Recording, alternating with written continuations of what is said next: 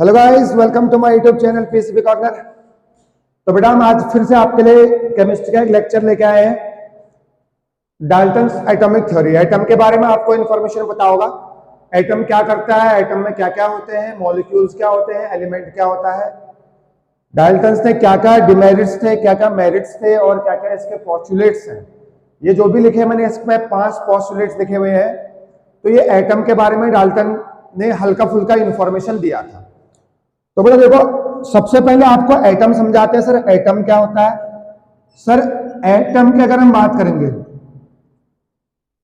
Atom के अंदर बेटा शेल प्रेजेंट होते हैं। आपको पता होगा शेल मतलब K cell, L cell, M cell और एन सेल, है नहीं है? सेल प्रेजेंट होते हैं। इसको आपने एन की वैल्यू 1 बोला, एन की वैल्यू बेटा 2 बोला, इसको एन की वैल्यू 3 एंड एन की वैल्यू 4। एटम के अंदर सेल प्रेजेंट होंगे। सेल के अंदर बेटा सब सेल प्रेजेंट होंगे।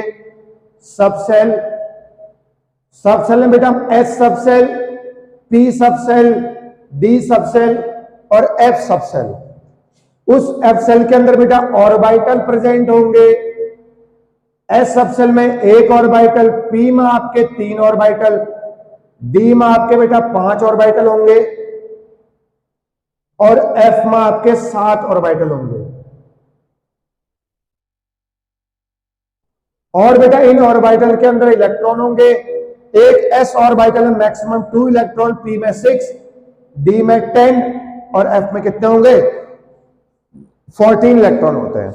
एक्चुअली में हल्का फुल्का डिस्क्रिप्शन है एटम का। एटम में खाली इलेक्ट्रॉन नहीं होते हैं। एटम के अंदर सेल प्रेजेंट होंगे। सेल के अंदर सब सेल प्रेजेंट होते हैं। सब सेल के अंदर ऑर्बिटल प्रेजेंट होंगे। उस ऑर्बिटल के अंदर इलेक्ट्रॉन प्रेजेंट होते हैं। ठीक है नहीं है? तो आगे के लेक्चरों में ये पता चलेगा सर क्यों के सब सेल में केवल 2 ही इलेक्ट्रॉन प्रेजेंट होते हैं, क्यों एल सेल में केवल 8 ही इलेक्ट्रॉन प्रेजेंट होते हैं, नहीं है? आगे वाले लेक्चरों में देखने को मिलेगा। फिर अभी हम बात करते हैं डाल्टन्स एटॉमिक थ्योरी की।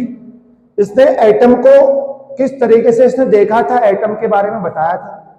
उसके बारे में हम इसके डिमेरिट्स की बात करेंगे और इसके बाद हम इसके मेरिट्स के बारे में बात करेंगे। पहला पॉइंट, जो भी मैटर है आपके आसपास वो छोटे छोटे एटम से मिलकर बना है, टाइनी पार्टिकल से मिलकर बना है, जिनको हम बोलते हैं एटम्स।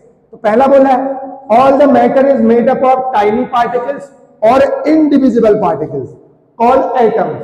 इसने बोल दिया जो भी एटम है, जो भी मैटर है, वो छोटे छोटे टाइनी इनडिविजिबल पार्टिकल से मिलकर बना है, जिसको हम कहते हैं एटम। ठीक है नहीं है? पहली बात। दूसरा, अब all the elements of specific elements, कोई एक स्पेसिफिक एलिमेंट है, हाइड्रोजन और ऑक्सीजन वगैरह वगैरह, उनके जितने भी आपके क्या है एटम, उसमें जितने भी एटम प्रेजेंट है सारे के सारे आइडेंटिकल है, एक सेम है, उनका मास भी सेम है, उनका साइज भी सेम है। ठीक, अगर कोई दूसरा एलिमेंट है, दूसरा एटम है, उनका साइज अलग अलग होगा अपने में। ठीक, लेकिन वो एक दूसरे के रिस्पेक्ट में क्या होंगे? जैसे ऑक्सीजन एलिमेंट है, जितने भी अंदर उसके ऑक्सीजन एटम होंगे सबके सब साइज वगैरह वगैरह सेम होगा। ये इसका डिमेरिट है, ऐसा नहीं होता है। ठीक, जब आइसोटोप्स की डिस्कवरी हुई, हाइड्रोजन के 3 आइसोटोप, कार्बन के 3 आइसोटोप, नाइट्रोजन के 3 isotopes, hydrogen 1h1, 1h2, 1h3, देखो उसका मास नंबर अलग अलग है तो हाइड्रोजन एलिमेंट ही। ठीक, ये उसका डिमेरिट्स है, डिमेरिट्स। तीसरा, atoms can neither be created nor be destroyed. ये तो ठीक है, atoms can neither be created nor be destroyed. Atom को ना ही हम बना सकते हैं ना इसको खत्म कर सकते हैं। और आगे फिर उसने ये जोड़ दिया atoms can not be divided into smaller particles, जो कि बिल्कुल गलत था। इसने ये बोला atoms can neither be created nor be destroyed, बिल्कुल सही। दूसरा, एटम को हम डिवाइड नहीं कर सकते छोटे छोटे पार्टिकल्स में, बिल्कुल गलत है। हम इसको इलेक्ट्रॉन, प्रोटॉन, न्यूट्रॉन में इसको डिवाइड कर सकते हैं। एक इसका डिमेरिट ये भी है। अगला, atoms of different element can combined with each other in a fixed whole number ratio to form compound. ये भी गलत है। जैसे मान लो C11H22 C12H20O11 शुगर का फॉर्मूला है, तो सिंपलेस्ट होल नंबर रेशियो में थोड़ी है, ठीक है नहीं? तो ये भी इसका फॉर्मूला गलत है, ये भी इसका पोस्टुलेट रॉन्ग है।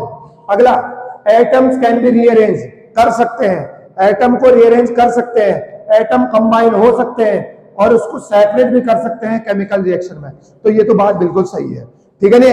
एटम को रीअरेंज भी कर सकते हैं, एटम को डिवाइड भी कर सकते हैं, एटम को सेपरेट भी कर सकते हैं किसी भी केमिकल रिएक्शन में, और एटम को कंबाइन भी कर सकते हैं, ठीक है ना? तो बेटा ये इसके पोस्टुलेट से इनमें से बहुत सारी चीजें गलत हो गई थी जो डाल्टन ने कही थी। हो सकता है उस समय आइसोटोप्स की डिस्कवरी नहीं हुई हो, ठीक है? तो पहला क्या है? All the matter is made up of tiny particle, individual particle called atom. दूसरा, atoms of a specific elements are identical in mass and properties, जो कि गलत है। आइसोटोप की डिस्कवरी हुई जब से 1s1, 1s2, 1s3 है तो हाइड्रोजन के एलिमेंट, लेकिन उनका मास अलग अलग है, एक का मास 1 है, एक का मास 2 है, एक का मास 3 है, उनको हम प्रोटियम, ड्यूटेरियम और ट्राइटियम बोलते हैं।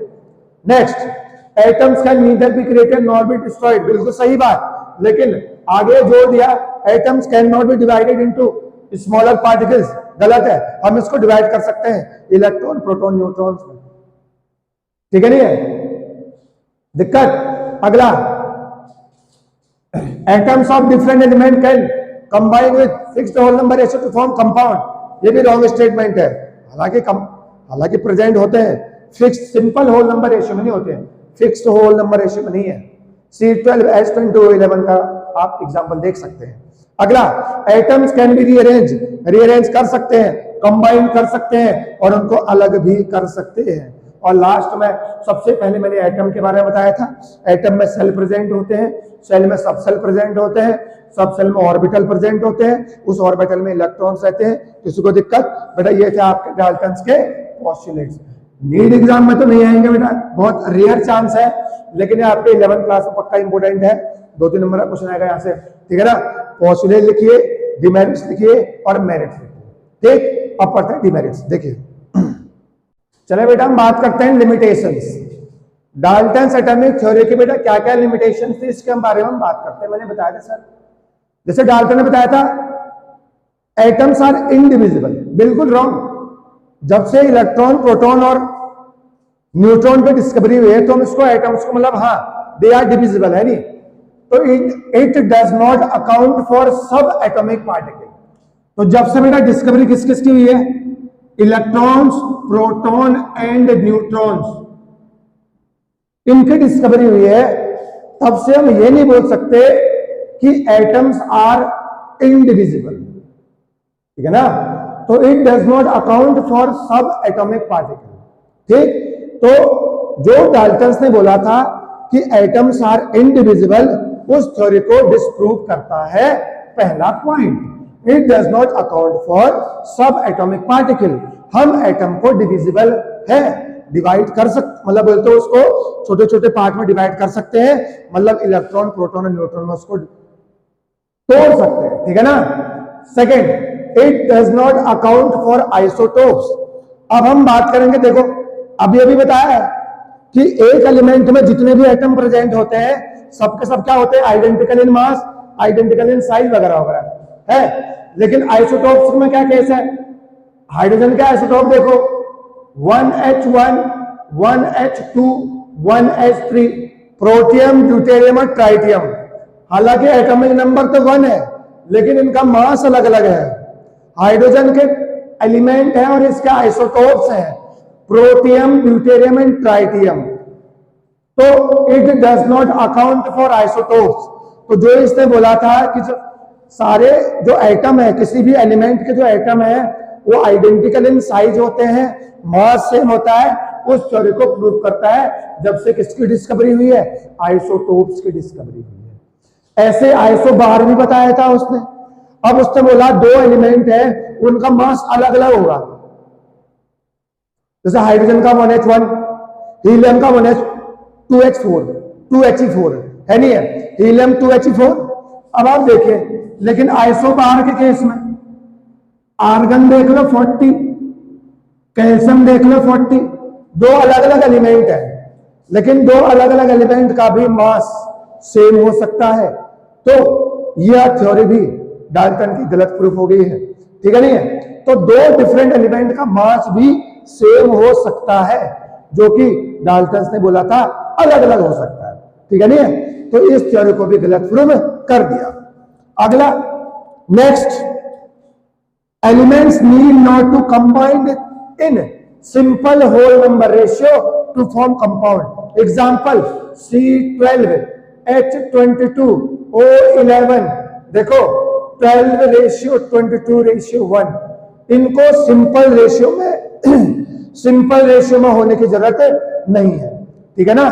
दे कैन बी इन 12, 22, 11, ओके। तो ये थ्योरी भी गलत हो गई है। और एलोट्रॉप्स, कार्बन के एलोट्रॉप्स के बारे में भी, या जितने भी एलोट्रॉप है, जितने भी एलिमेंट के एलोट्रॉप है, उनके बारे में भी इस थ्योरी ने एक्सप्लेन नहीं किया था।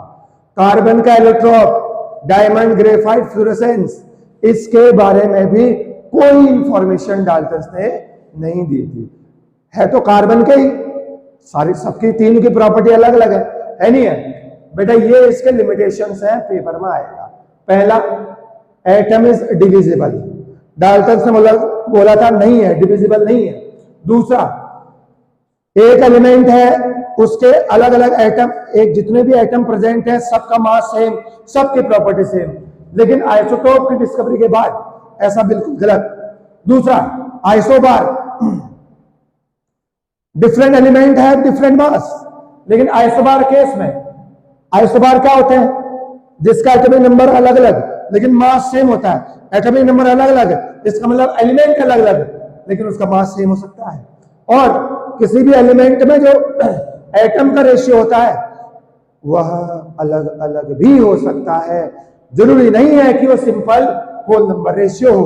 और एलोट्रॉप्स के बारे में इसने कोई डिटेल इंफॉर्मेशन नहीं दिया था, ठीक है। तो हम बात करते हैं मेरिट्स, क्या क्या फायदे थे। एक दो फायदे थे बस, 1 और 2 मेरिट्स। तो ये तो इसके लिमिटेशंस या हम डिमेरिट्स बोल सकते हैं। चलो बेटा हम बात करते हैं मेरिट्स की। डिमेरिट तो हमने पढ़ लिए हैं, 3-4 डिमेरिट है कि एटम को डिवाइड कर सकते हैं, इट इज डिविजिबल। किसी कंपाउंड में जो एलिमेंट का रेशियो होता है उनका सिंपल होल नंबर रेशियो होना जरूरी नहीं है, ठीक है ना। और एलोट्रॉप्स का कोई जिक्र नहीं किया था डाल्टन ने। इसके कुछ मेरिट्स हैं, चाहे वो law of conservation of mass हो, चाहे लॉ ऑफ डेफिनेट प्रोपोर्शन हो, चाहे वो लॉ ऑफ कांस्टेंट प्रोपोर्शन हो, चाहे वो लॉ ऑफ मल्टीपल प्रोपोर्शन हो। इन लॉ का कोई मतलब इस एटॉमिक थ्योरी से कोई मतलब खामियां नहीं है इसमें, वायलेट नहीं है ये लॉ, ठीक है ना। जैसे थे वैसे ही है, ठीक है ना। तो एक बात तो पता चल गई है कि डाल्टन्स लॉ एटॉमिक थ्योरी से इन लॉ पर कोई फर्क नहीं पड़ा। किस किस पर? लॉ ऑफ मल्टीपल प्रोपोर्शन क्या होता है, लॉ ऑफ कांस्टेंट प्रोपोर्शन क्या होता है, law of conservation of mass क्या होता है, इन पर इस लॉ का कोई, इस एटॉमिक थ्योरी का कोई इफेक्ट नहीं पड़ा। अब मास का neither be created not be destroyed, मतलब रिएक्टेंट का मास प्रोडक्ट के मास के बराबर है तो है। दूसरा, constant proportion, hydrogen and water है, सोर्स कुछ भी हो, हाइड्रोजन एंड ऑक्सीजन का रेशियो कितना रहेगा, 1:8, ऐसे मल्टीपल प्रोपोर्शन है। दूसरा, इसने यह क्लेरिफाई कर दिया कि एटम और किसी भी एलिमेंट और कंपाउंड को कैसे डिफरेंशिएट कर सकते हैं, ठीक है ना। एक बेस दे दिया, this theory provides a basis to differentiate element and compound. Element क्या है, smallest particle of the matter, है नहीं है। और कंपाउंड क्या है, ग्रुप ऑफ आइटम्स, है नहीं है। समझ में आया नहीं आया? तो ये इसने डिफरेंशिएट कर दिया कि एलिमेंट क्या होता है और कंपाउंड क्या होता है, ठीक है बेटा। तो ये डाल्टन एटॉमिक थ्योरी थी। अगर पेपर में आएगा तो, अगर नीट एग्जाम में आएगा तो स्टेटमेंट में आएगा और नीचे आ सकता है which of the following are the merits of और demerits of Dalton atomic theory, ठीक। बाकी 11th क्लास के लिए इंपोर्टेंट है। बाकी बेटा अगले लेक्चर मिलते हैं। Till then have a nice day, thank you so much.